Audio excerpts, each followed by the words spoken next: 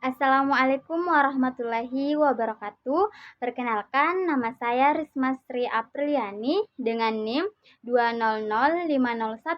2005001501063. Baik, saya akan membacakan puisi Sajak Seonggok Jagung karya W.S. Rendra dan Kerentaan Waktu karya Adimas Immanuel.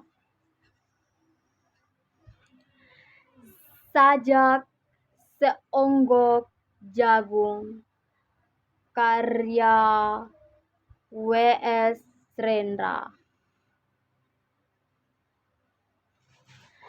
Seonggok jagung di kamar dan seorang pemuda yang kurang sekolahan.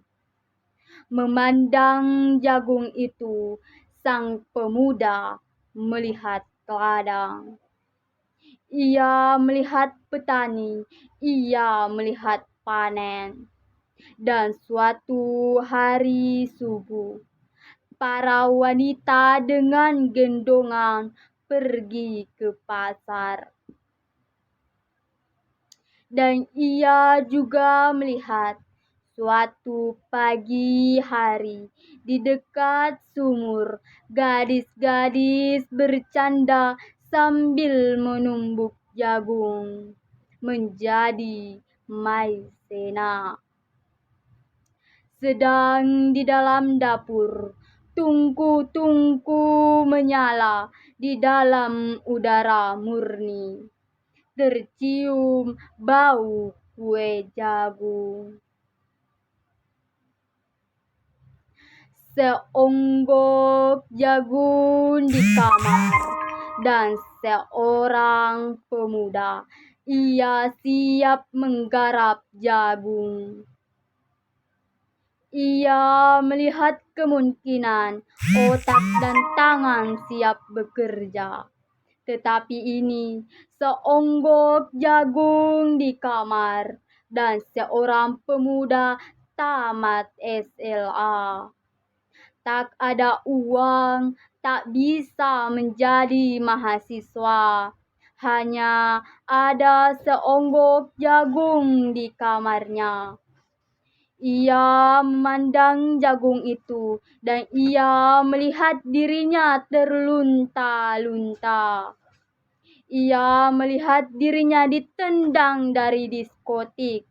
Ia melihat sepasang sepatu kenes di balik etalase. Ia melihat saingannya naik sepeda motor.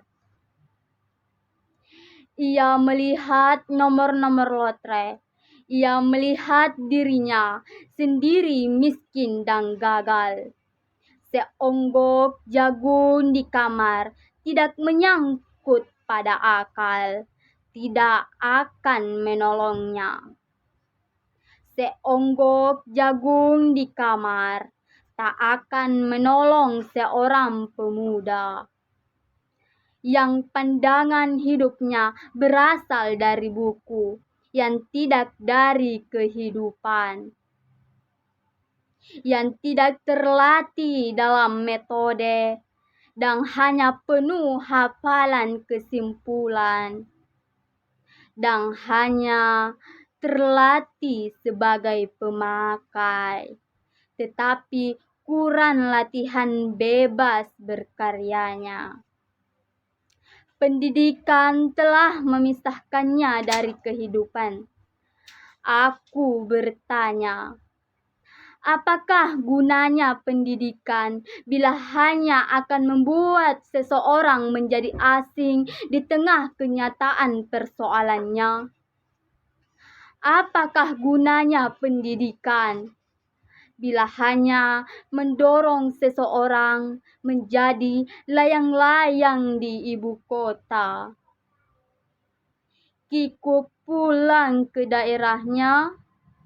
Apakah gunanya seseorang belajar filsafat, sastra, teknologi, ilmu kedokteran, atau apa saja, bila pada akhirnya ketika ia pulang ke daerahnya lalu berkata, Di sini aku merasa asing dan sepi. Puisi kedua, Kerentaan Waktu, karya Adimas Immanuel. Kerentaan Waktu 2014, karya Adimas Immanuel. Dalam sakit dan sembuhku, terselip bayan pucat wajah, dan gemetar biru bibirmu. Ia membawa kabut ingatan masuk dan luruh ke seluruh tubuh. Sebab cinta seperti serbuk obat yang hampir kedaluarsa dan mengerus kesadaran kita hingga terlupa menghitung kini. Dengan mata berkunang, kita jangkau kepastian, meski kau bisa saja menyembunyikan namaku di balik keranjang tidurmu sambil mengisi sendiri hari kematianmu.